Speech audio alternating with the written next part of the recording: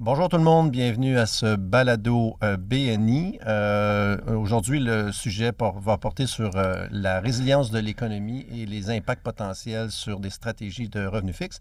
Et pour naviguer le sujet, j'ai nul autre que mon ami François Galarneau de AlphaFix Capital. Salut François.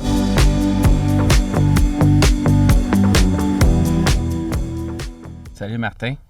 Écoute, on parle de la résilience de l'économie américaine. Quatrième trimestre sorti plus faible qu'on pensait. Évidemment, il y avait l'effet du shutdown du gouvernement. Là, mais dans l'ensemble, la croissance a été beaucoup plus forte que prévu, même étant donné les tarifs. Qu'est-ce que vous entrevoyez chez AlphaFix pour 2026? Est-ce qu'on va demeurer dans le même robustesse qu'on a pu voir? Mais si on regarde juste, si on fait un retour, on regarde juste 2025, là, on a quand même connu une économie assez résiliente, considérant tous les chocs qu'on a connus. Puis on se rappelle, en début d'année, Elon Musk a fait des mises à pied massives au début, donc c'est quand même un impact au niveau économique et au niveau des emplois. On a eu les tarifs le 2 avril. Ensuite, on a eu les politiques d'immigration qui ont comme eu une contrainte par rapport au marché du travail. Et on a eu le shutdown. Mais malgré ça, on a quand même une économie qui progresse à un rythme, je te dirais, inférieur à 2024, mais quand même assez intéressant, surtout lorsqu'on regarde la demande intérieure finale. Lorsqu'on enlève tout le bruit des stocks, des variations des stocks des entreprises, puis tout le commerce international qui a eu quand même beaucoup de variations en 2025, puis qu'on regarde la dépense de consommation des ménages. Le consommateur est encore au rendez-vous. Là. Exactement. Il est encore au rendez-vous. Un peu plus faible, je vous dirais, au quatrième trimestre. Là. Je pense que c'était 2,4 la croissance de la consommation des ménages, qui est un petit peu en bas de la moyenne des 3-4 dernières années. Mais il y a quand même eu des gens qui ont perdu leur emploi à cause du shutdown, qui n'ont pas eu leur des chèques de paye. Donc, il y a une consommation qui a peut-être été retardée, puis on attend que les choses se replacent, puis on ne va pas commencer à dépenser lorsqu'on sait qu'on n'aura pas notre chèque de paye demain matin. Puis aux États-Unis, il y a quand même pas mal de monde qui vivent de paye en paye aussi. Là, fait que c'est certain que ça a peut-être nuit un peu à la consommation. C'est ce qu'on appelle l'économie à deux vitesses, là, le fameux K-shape, là, dans le fond, où le top va bien, mais il y a des gens qui écopent. Exactement. Puis quand on regarde, c'est un peu ça qui nous inquiète un peu là, en 2026, mais je vous dirais que c'est peut-être moins problématique tout de suite. Je poserais plus pour moi 2027 est un souci. La consommation, elle s'est maintenue. Les dépenses sont toujours là. Mais quand on regarde la croissance des revenus, elle ne suit pas. OK. Parce que l'emploi a stagné au courant de l'année 2025. Là. Si on regarde l'ensemble de l'année, c'est 181 000 emplois qui ont été créés. Puis là-dessus, si on enlève le secteur de la santé, on est en baisse d'à peu près 400 ou 500 000 emplois. Là. Fait que toute la création d'emplois en 2025 a été créée dans le secteur de la santé, là, aux États-Unis, la majorité. Au Canada, c'est un peu plus faible. C'est peut-être 70 qui a été créé dans le secteur de la santé. Là. Mais aux États-Unis, c'est vraiment le moteur de création d'emplois. Donc, on a quand même une économie qui continue à progresser avec des dépenses importantes et les revenus ne suivent pas. Ce qu'on regarde, c'est que les gens puisent de plus en plus dans leurs épargnes pour consommer. Puis là, le taux d'épargne présentement, en proportion du revenu disponible, est à 3,6 si ma mémoire est bonne. Ouais. Puis on fait abstraction de la pandémie, là, parce qu'il y a eu quand même beaucoup de chocs durant la pandémie, beaucoup de variations, puis beaucoup de bruit. Mais pour revoir un taux d'épargne aussi bas, il faut retourner en 2008. OK. On se rappelle ce qui est arrivé. Là. On se rappelle en 2008. Ça, c'était dans le temps où on avait... les gens utilisaient leur maison comme étant un guichet automatique. Là. Le taux d'épargne était très faible parce qu'on disait il n'y a pas de problème, on a un effet de richesse. Ma maison a pris beaucoup de valeur avant le crash de 2007-2008, là, mais ma maison avait pris beaucoup de valeur. On peut emprunter directement sa maison, on dépense facilement, il n'y a pas de problème. Là, aujourd'hui, on puise dans cette épargne-là et il y a aussi l'effet de richesse qui provient des marchés boursiers. Ouais. Fait qu'il y a cette espèce d'économie en cas, oui, et là, présentement, on voit peut-être les familles les plus riches tirer la consommation vers le haut. Les familles les plus pauvres ont peut-être un petit peu plus de difficultés. Quand on regarde dans l'ensemble puis qu'on fait une moyenne de tout ça, ça fait quand même une belle consommation qui est soutenue. Ce qui nous inquiète, c'est que tant si longtemps qu'on voit un consommateur qui puise dans son épargne pour continuer à consommer. C'est pas infini à ce moment-là. C'est pas infini. Là. Ouais. Puis c'est pas si ça se repose uniquement sur des marchés boursiers qui sont en hausse, ça aussi, puis c'est pas la même force d'effet de richesse que ça l'était dans le marché immobilier, où ce qu'on savait auparavant, on avait toujours l'histoire comme quoi que le marché immobilier n'allait pas s'effondrer. Fait qu'on disait, il n'y a pas de problème, je peux puiser. Mettons que j'ai $1 de gain capital sur ma maison, je peux en puiser 10-15 puis je peux le consommer. marché boursier, c'est beaucoup plus volatile. Puis je pense que l'effet de consommation qui provient d'un effet de richesse du marché boursier est peut-être plus faible. Mais quand même, il est là présentement aux États-Unis. Là. Il n'y a pas d'histoire aussi un peu de la croissance vient surtout des dépenses en capital, puis finalement, l'apport, ce gain-là va se faire sentir plus sur les marges bénéficiaires des entreprises plutôt que le consommateur ou l'employé en bout de ligne. Là. Mais on regarde aussi, quand je regarde, comme je t'ai dit aussi, l'économie est en croissance, le marché de l'emploi a vraiment stagné. Là. Ouais. Fait que le différentiel, c'est vraiment des gains. Les entreprises ont été capables de pouvoir continuer à produire avec les effectifs qu'ils avaient, puis continuer à croître les bénéfices tels qu'ils avaient présentement. Si je regarde les bénéfices en proportion du PIB aux États-Unis, là, on est à des niveaux historiques, là, peut-être du 13-14 %. Là. Ouais. Ça donne encore quand même aux entreprises peut-être un peu de marge de manœuvre avant de commencer à licencier des gens parce qu'ils disent, OK, mais avant de commencer on a peut-être un syndrome post-traumatique de la COVID, dire je ne vais pas commencer à me débarrasser des gens quand ça m'a pris 2 ans à trouver un. Là. Ben oui. Fait que, il y a peut-être cet effet-là, puis dire, OK, ben, j'ai quand même des marges importantes, je peux absorber des choses. Mais les profits sont encore là dans l'ensemble de l'économie, pas juste les S&P ou le Dow Jones et ainsi de suite. Là. Si on regarde les chiffres du Bureau Economic Analysis, les profits dans l'ensemble de l'économie sont encore là. Donc, les PME aussi, c'est inclus là-dedans. Fait que c'est quand même la portion qui m'inquiète un peu, c'est qu'il y a une bonne partie dans les investissements des entreprises qui étaient attribués à tout ce qui est technologie de l'information. Là. Puis si on regarde juste l'accroissement des investissements des entreprises l'année dernière, on est à peu près à 70 % qui est attribué uniquement à la technologie de l'information. Oui, c'est énorme. Là. C'est énorme. Ouais. Mais la portion qui est attribuée, la portion de la croissance qui va à génération d'énergie puis à création d'énergie est restée très, très faible. Fait qu'on ne peut pas croître l'infrastructure de l'intelligence artificielle sans avoir derrière la capacité de pouvoir le faire rouler. Là. Ouais, puis présentement, il va peut-être avoir un goulot d'étranglement quelque part. Là. OK. Fait que finalement, 2026, plus fort, moins fort que 2025? 2026, peut-être pas nécessairement, peut surprendre. 2026, je dirais peut-être ça pourrait surprendre. Ce qui m'inquiète, c'est qu'à chaque fois qu'on voit une stabilité de l'emploi, c'est toujours un signe précurseur d'une récession. Là. À chaque récession qu'on a connue, il y a toujours une croissance très soutenue de l'emploi.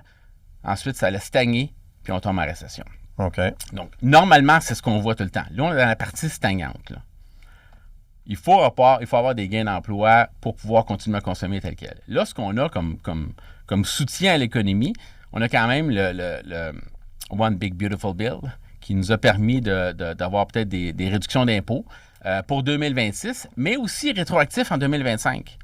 Fait que ces réductions-là des tables d'impôts, les gens qui vont faire leur rapport d'impôt en 2026 pour l'année 2025 vont avoir un remboursement d'impôts en avril qui reste d'être pas mal plus important que celui qu'on a connu les dernières années. Ouais.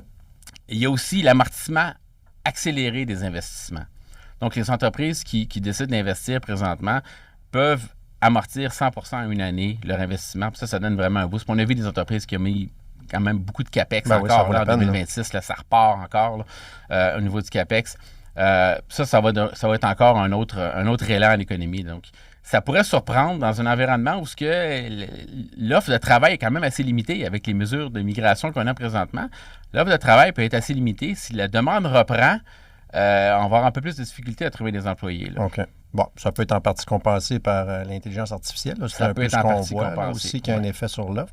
On n'a pas parlé des tarifs là, avec ce que SCOTUS, le Supreme Court of the United States, vient de décréter. Ça, c'est un positif, dans le fond, pour la croissance économique, je comprends bien. C'est un positif. On sait très bien qu'on vit avec un peu d'incertitude au sud de la frontière. Là. On a quand même un président qui n'a pas vraiment apprécié cette décision-là. Il l'a fait savoir à tout le monde. Il va sûrement trouver des façons de pouvoir compenser ces tarifs-là, parce qu'on se rappelle que ces tarifs-là étaient quand même importants dans son plan budgétaire. Ça servait à payer les baisses d'impôts qui étaient adoptées l'année dernière à travers son One Big Beautiful Bill. Si on n'a plus ces revenus-là, ça devient un peu plus difficile d'équilibrer le budget, là, éventuellement. Là. Pour le Canada, ce qui m'inquiète, c'est qu'on s'en va dans la renégociation. On pourrait être un peu le souffle-douleur, en voulant dire que... On l'est déjà pas mal. On l'est déjà, mais on pourrait l'être encore plus en voulant dire que, OK, ben là, je ne suis pas capable d'avoir ces tarifs-là, mais quand je vais renégocier durement avec le Canada. Je pense pas qu'on va ratifier, on va rayer cette entente-là puis on va la déchirer. Là. Je pense pas que c'est dans l'intérêt des deux parties de le faire, d'aucunement. Là. Parce que si ça avait été dans son intérêt, il l'aurait déjà fait, parce qu'il peut le faire si ça y tente, là, avec 6 mois de préavis sans problème. Ce qui reste d'arriver, c'est peut-être dans une position de négociation beaucoup plus dure, avec peut-être beaucoup plus de bruit, beaucoup plus de volatilité. Ils vont finir par avoir peut-être une entente court terme. Je pense pas que ça va être une entente à long terme. Ça va être une entente à court terme pour toujours garder son espèce de levier de négociation. Là. Ouais. Mais ça a enlevé une couche d'incertitude, mais ça l'a remis en quelque part, parce que là, on sait très bien qu'ils regardent d'autres avenues. Ouais. Puis on ne sait pas c'est quoi qui s'en vient. Là, on avait une espèce d'accalmie des tarifs là, depuis un bon bout de temps. Tout le monde était content. On n'entendait pas parler de tarifs. Les entreprises étaient comme habituées un peu à la structure. Là, maintenant, on retourne dans une période, on s'en va quoi en termes de tarifs? La chose qui est intéressante, c'est que c'est quand même l'année d'élection des mi-mandats. Puis ça, je pense pas que les tarifs aux États-Unis soient c'est pas populaire. C'est pas populaire là, auprès des électeurs. Là. Puis je crois pas qu'il va vouloir encore là. On s'entend que le marché boursier, pour lui, c'est un sondage. Là. C'est un sondage sur sa capacité de gérer une économie. Et s'il voit le marché boursier un peu tomber ou avoir un peu plus de difficultés en début d'année, il l'a fait en avril, il retourne sur ses décisions. Puis ce matin, on pensait que ça allait être 15 puis finalement... Non, c'est 10. C'est 10, là. Finalement, les instructions que les services des douanes ont reçues, c'était de chercher 10 et non pas 15 comme vous avez dit samedi dernier. Là. Ouais. Donc, on est arrivé dans une situation où, encore là, on ne sait pas où on s'en va. Fait qu'il y a encore un peu d'incertitude, ce que le marché n'a pas vraiment aimé là, dans les derniers temps à cause de toute cette incertitude-là. Mais j'aime l'idée que on a des remparts autres que les marchés financiers pour contrôler l'autocratie de la Maison-Blanche présentement. Là.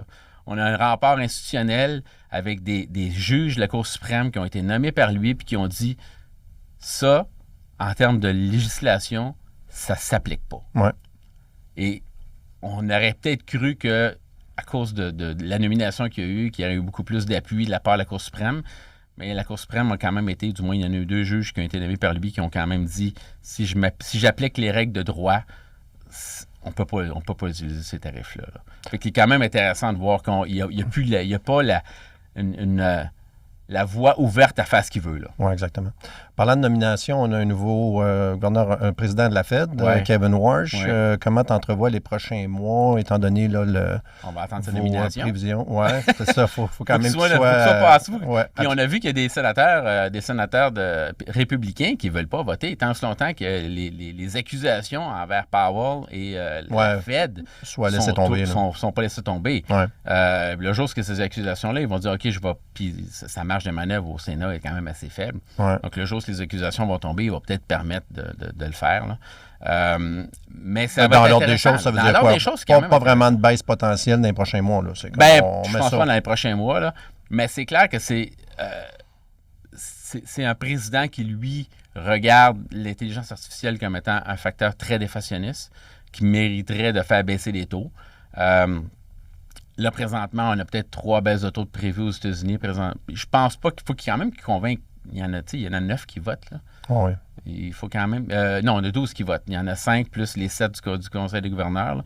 Et il doit quand même, on a 12 qui votent. Il doit quand même en convaincre quelques-uns avant de pouvoir avoir ces baisses de taux. Là. Ouais. C'est ça, c'est son pouvoir d'influence, là, finalement, qui va être testé. C'est le pouvoir d'influence qu'il va essayer de tester. Ce qui va surtout être intéressant, c'est de voir comment il va aborder le sujet du bilan de la Réserve fédérale. Parce que lui, ça a toujours été un... D'autant plus que c'est un hawk, ce gars-là. Oui, il a toujours pendant détesté la COVID, le bilan. Il voulait avoir des hausses de taux. Là. Oui, puis il a toujours détesté qu'on fasse du QE. Il veut réduire le bilan de la Réserve fédérale. Ouais. Mais c'est un environnement difficile de réduire le bilan de la Réserve fédérale, de commencer soit que tu ne rachètes pas les obligations ou tu commences à en vendre même des obligations à long terme dans un environnement où là, tu n'as peut-être plus les tarifs pour venir équilibrer ton budget, puis ton déficit risque de croître encore plus que qu'est-ce qui aurait été prévu, puis tu as besoin de financement de capital étranger dans un environnement où ton capital étranger est peut-être moins intéressé de t'emprunter, là. Parce que tu as des alternatives extérieures, parce que tu as des pays comme le Japon qui n'avaient peut-être pas de taux avant, puis maintenant ont des taux, puis ils veulent prêter directement à l'intérieur de leur pays. Ouais. C'est pareil en Europe aussi. Puis il y a peut-être aussi des gens qui veulent moins prêter aux États-Unis juste question de confiance envers les États-Unis aussi. Là. Fait que ça rend les choses un peu plus compliquées pour la portion long terme du financement obligataire. Là. Donc, les taux long terme, il y a peut-être un petit peu plus d'inquiétude là-dessus que les taux court terme. Les taux court terme, c'est dicté par la politique monétaire. Donc, les taux court terme pourraient descendre de la Réserve fédérale, va donner encore un peu de puissance à l'économie, un peu de soutien à l'économie en baissant les taux peut-être 2 fois ou 3 fois, on ne sait pas. Puis ça, c'est déjà prévu avant même que le nouveau président arrive. Là. Les membres qui sont là actuellement avec Powell ont déjà prévu de baisser au moins 2 fois les taux en 2026. Là. Fait que là, on a un système monétaire qui s'en vient. Mais la question, c'est plus comment ça va impacter la partie longue de la courbe. Là. Fait qu'en termes de stratégie, là, tout ça, là, sur la direction des taux plus long terme, qu'est-ce que vous entrevoyez chez AlphaFix?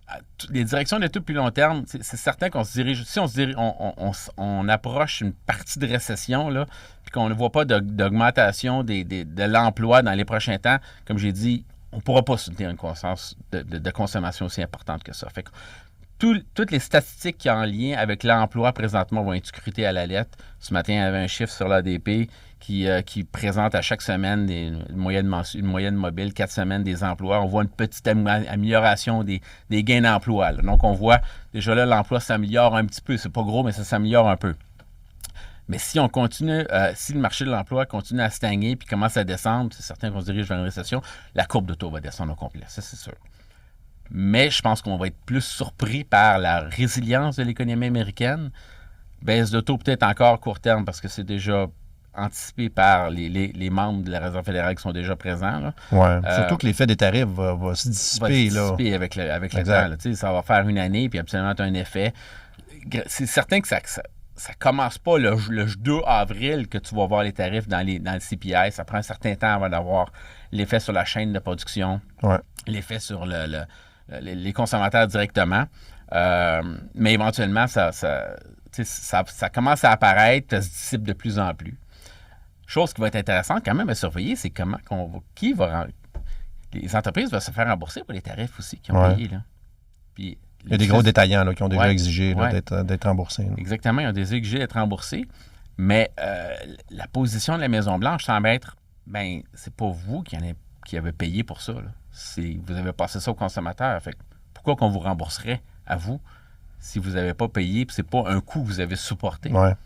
Fait que la question, c'est est-ce que ça se peut qu'on voit... Parce que aux États-Unis, cette année, c'est le 250e anniversaire. Hein?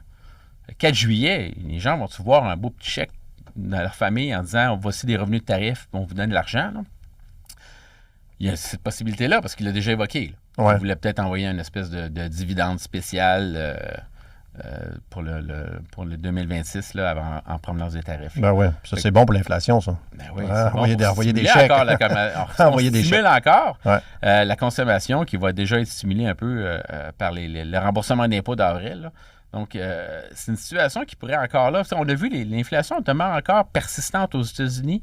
C'est du 3 là, quand je regarde le PCE en excluant l'énergie et l'alimentation. Là. C'est quand même du 3 par année. Le fameux... Mais il y a quand même des pressions à la baisse. Là. Que ça vienne de l'immobilier ou autre. L'immobilier a de la misère aux États-Unis, là, c'est certain. Là. L'immobilier, les prix ne baissent pas, les prix ne changent pas nécessairement parce qu'il n'y a pas de vendeur, il n'y a pas d'acheteur. La partie loyer aussi, qui est une grosse composante, est à la baisse. Qui est à la baisse en variation annuelle parce qu'on a quand même eu des augmentations importantes. Là, les augmentations sont de plus en plus faibles. Ça c'est une composition quand même importante de l'IPC. Dans le PCE, ça l'est peut-être un peu moins aussi, là, cette proportion-là. Mais l'inflation est quand même plus persistante que ce qui s'attendait. Puis le fameux 2 qui était comme une espèce de plafond auparavant, là, qu'on avait de la misère à atteindre. Là, maintenant, on devient plus comme une espèce de plancher. Là. La symétrie a changé de bord. Là. Ça a changé de bord. Et la dynamique, l'économie mondiale a complètement basculé aussi. C'est plus la même économie mondiale ouverte avec des capitaux qui se promènent, accessibilité à des travailleurs facilement. Là, on se dirige vers une économie beaucoup plus fermée, des chaînes de production beaucoup plus perturbées qu'il ne l'était auparavant. Fait que ça rend la chaîne, ou du moins l'offre, risque d'avoir peut-être beaucoup plus de volatilité. Puis on l'a vu durant la pandémie, lorsque l'offre est perturbée, puis que la demande est maintenue, l'inflation réagit rapidement. Là. Fait que l'économie où ce que l'offre va avoir beaucoup plus de difficultés à s'ajuster, ou il va y avoir plus de perturbations du moins de l'offre, là, on va avoir plus de volatilité au niveau de l'inflation. Puis ça, à un moment donné, dans les taux long terme, ça doit se refléter aussi. Là. Fait que ça, cette portion-là nous inquiète. Donc, en termes de durée, je dirais qu'on est quand même... On regarde un peu les choses, on voit les choses se dessiner. Dès qu'on voit un peu le marché de l'emploi reprendre, on s'inquiète d'une reprise de l'inflation qui pourrait se manifester au courant de l'année et changer un peu la donne. Peut-être moins court terme, parce que je pense que la volonté du nouveau gouverneur va être encore, pas du gouverneur, mais du président de la Réserve fédérale va être encore de baisser les taux.